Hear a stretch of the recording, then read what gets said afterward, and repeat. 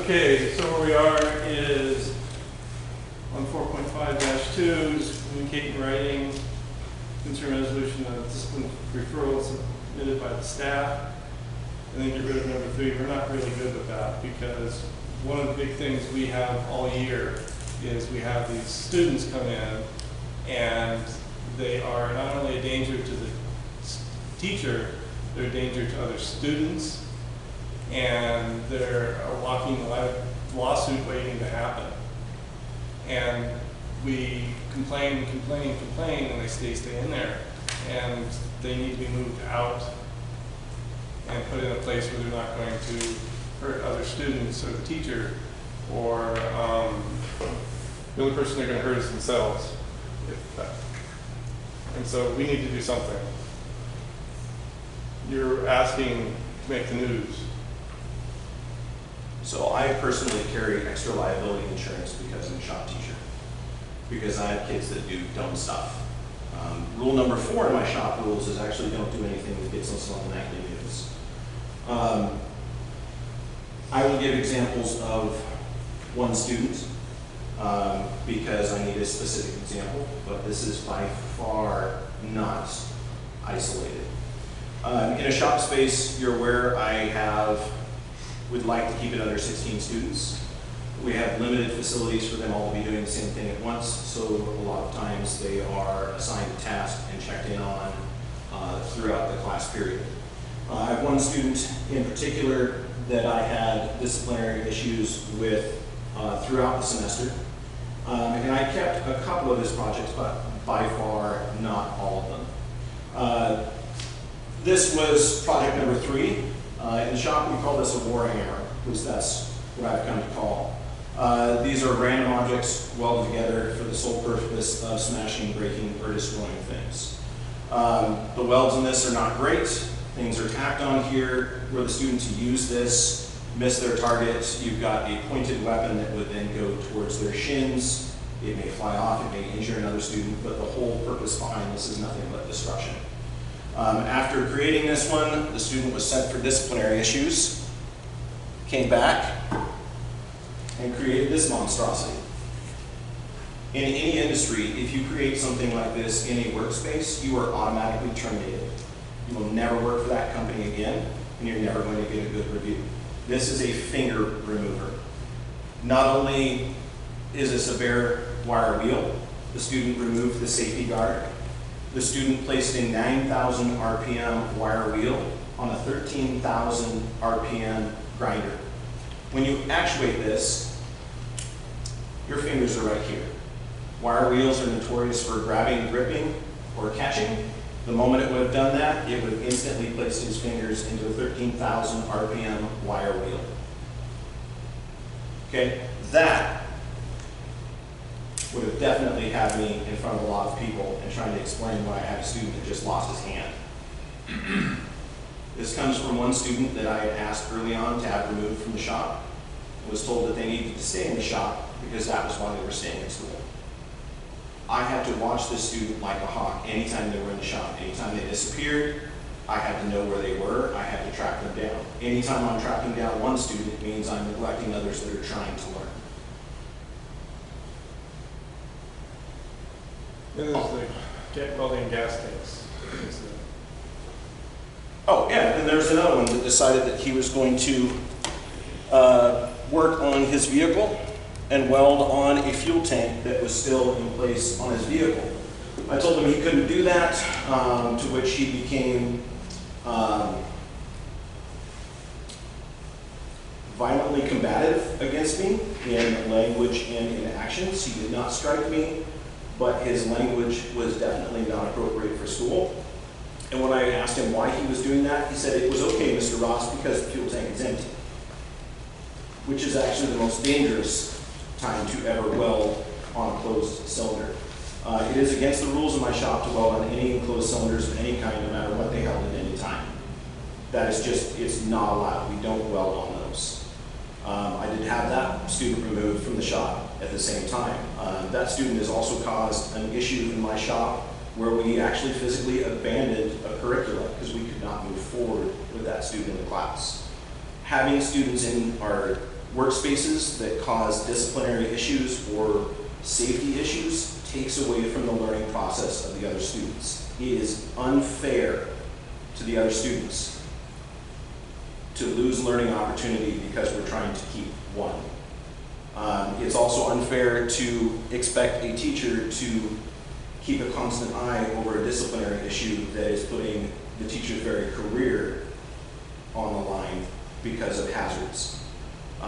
My shop is one of the few places you can get killed.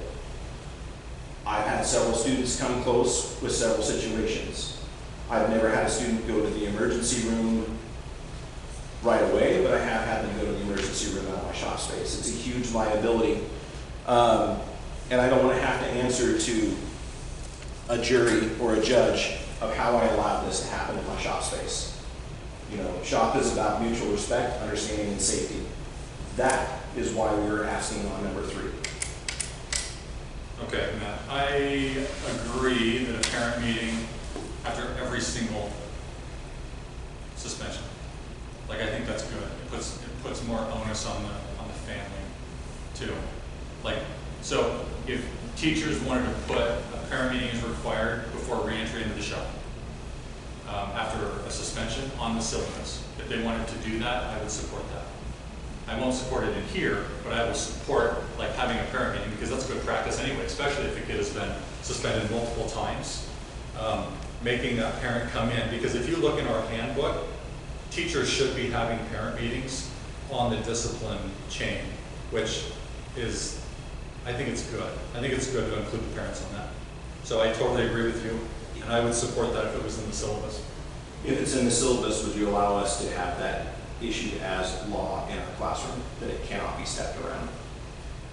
I would not be in favor of forcing a kid to reschedule something. I would be in favor of parent meetings and then trying to keep them out of there if we could. The issue that I have is that we're going to start dictating student schedules, and maybe a kid needs their PE credits for graduation. Maybe they need a science lab. What's that? There's IB-like PE. I know, but we're still mandating a schedule for a kid, and they don't always offer every class every semester. Like sometimes there are situations where it's not possible. Like some classes are not always offered through IDLA, it's limited. Like most of the cores, but sometimes they need other classes. I agree that having the parent come in and meet with a teacher when there's a safety issue, 100%. But you're still not. If there's a safety issue to that degree, the parent is, at the end of the day, at home. So, because the kid is that way because of the parent. Mm-hmm. And so what would, I mean, telling the kid, the parent, your kid's in reprobate, and he's a danger to everybody. Okay, there's no news to the parent. But I think it's part of changing the behavior. Like, what are we going to do to move forward, like a behavior plan? Because, I mean, that's what it would be. We need to get the kid out of the setting where he's going to kill somebody else or maim somebody else, if not himself. And I think that if we have a situation like that, I think that we can make more of an effort to do that. We have had situations, multiple situations this year that way. Well, I think if we look back, I've been here 12 years, like, we haven't had a situation like this. I know it could happen, I get it. But I'm not in favor of changing student schedules based on, okay, I can come up with a situation. Great. Well, I can give you situations. I'm just telling you, I'm not in favor of mandating student schedules based on that. I'm all in favor of like going through the discipline process in our handbook.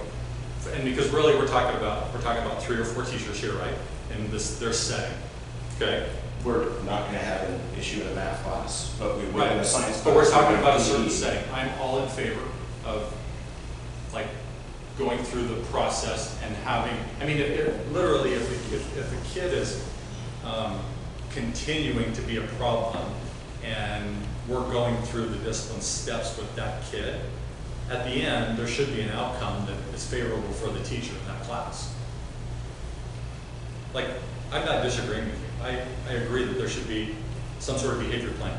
A simply blanket removal from certain teachers when they, you know, at their whim write up a kid, Like, We're not at a whim. That's I, number 4.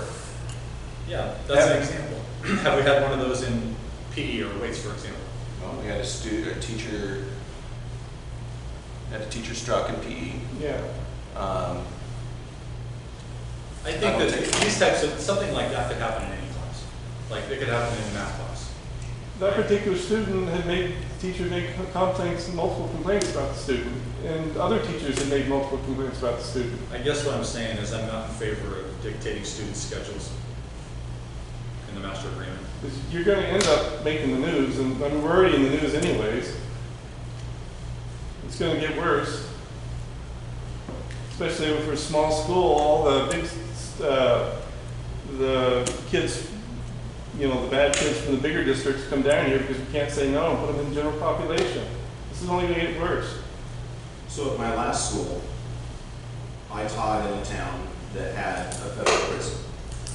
We were the dumping ground for every surrounding district. We took everybody because we wanted numbers. The only reason I'm still teaching is because of COVID. My spring semester while I was teaching there, in a class of 16, they placed 9 disciplinary issues in one of my shop classes. We spent 6 weeks on safety training, it's usually 3. Having to deal with that level of students that have disciplinary issues over and over and over is stressful on the teacher. Had we not been sent home, I would have quit because I couldn't handle the stress. When you place teachers in a situation where they're in charge of a student that is a danger to themselves or others, it puts a stress on that teacher. It prevents them from doing certain parts of their curricula. It makes them watch and pay attention to that student, to not have the ability to remove a student who has shown that they are a hazard or danger to themselves or others after asked. You know, I need a trauma kit to be able to teach students like that. I don't have a trauma kit. I've got a Ziploc baggie full of Band-Aids. I can't fix that. That's a life flight trip if a student gets injured.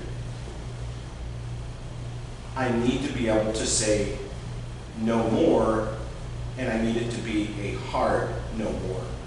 I don't want to lose a student in shop class. I don't want a student losing an arm in shop class. That's why it's rule number 4. I've got it on a freaking t-shirt. Don't do anything to get us on the evening news.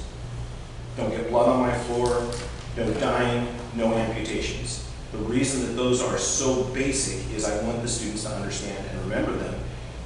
And there's a culture here that they can do whatever they want and they can get away with it. And it weighs heavy on me. You know, you can ask any of the students that were in my 6th period shop class this last semester, where did Mr. Ross spend the majority of his time? It was tracing down 3 students. I spent the majority of my time keeping an eye on 3 students. And they'll say, well, Mr. Ross, I've been asking for your help. I'm like, I can't help you right now. I have to go trace this person down. You know, the shop has 5 doors, it leaks. I work with one student over here and someone is off over there in a welding booth doing something else. I have to be able to expect that my students can follow the rules. I'm working at bringing in $500,000 worth of machinery. Some of that machinery is $56,000 for just one piece. If I can't trust my students and have a rigid situation where I say, that's it, you're gone, if you violate this rule and have it hard and fast, then there's no fear. And they'll just know that they're going to have a couple days off from school where they can go fishing, and then they're going to come back. There has to be an end to it in order for us to teach comfortably. I'm with you. Put this exact thing in your syllabus. Put it in there, and then those kids won't. And if I say a student's gone, he You don't needs to even be read the gone. syllabus. What? I don't even read the syllabus. I've got it Yeah. posted on my door. That's on the teacher. And it's Put it send it to there. them. Put it in Go there. through it. But when I come forward and say that student needs to be removed, I need them removed. If that, you say right here, They will not be allowed in there unless these steps take place back next semester. Put it in there, we'll do it. Right. You say it I'll right look at here. my syllabus later. You But see what I'm saying? No, I'm saying, But like, listen now, listen, let me talk for a second. You say they will only be allowed to return if they have these things happen, have a meeting.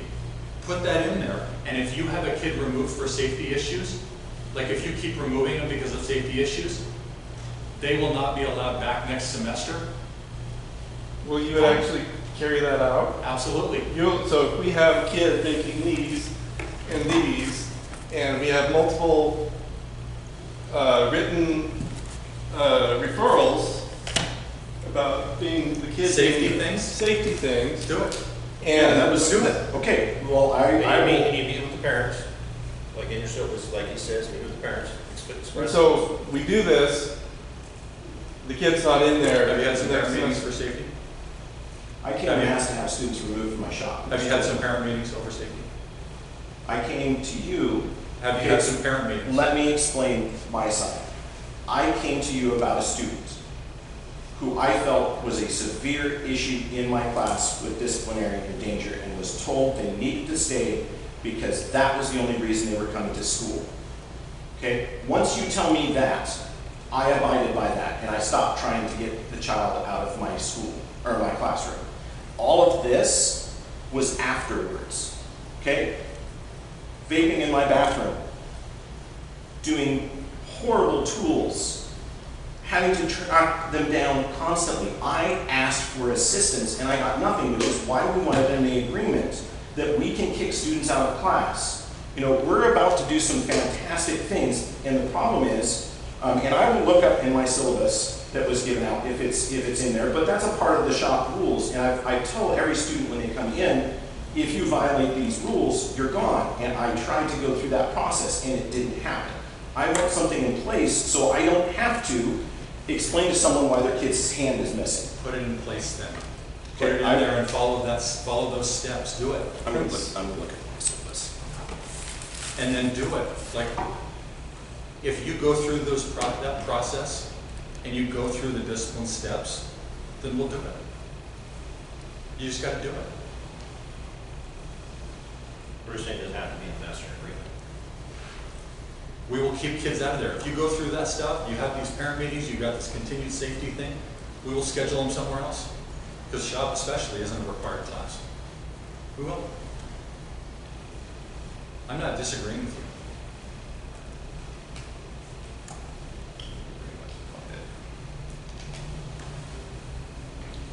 But it's, I mean, at the end of the day, it's your syllabus. You gotta follow it. You can move to the next thing, I'll find it. One thing I want to add on communication, you guys want all this stuff, there's something we found a lot. Teachers will respond to all parent communication within 24 hours, business hours of being contacted. Contact will be in the form of communication, the parent requested and established, either phone, email, etc. That was, like, this consumed a lot of my time this year. You know, parents will have like maybe a simple request to respond, asking a question about something, and it just goes into a black hole. Like, we've got situations where teachers just won't respond to parents. They won't respond to an email, even if it's one sentence. They won't respond with a phone call. And we're talking about like people's kids and like good practice. So I think that having something in there saying teachers will respond to parents, you know, within 24 business hours, I think that's a reasonable amount of time. So we need to caucus. Yep.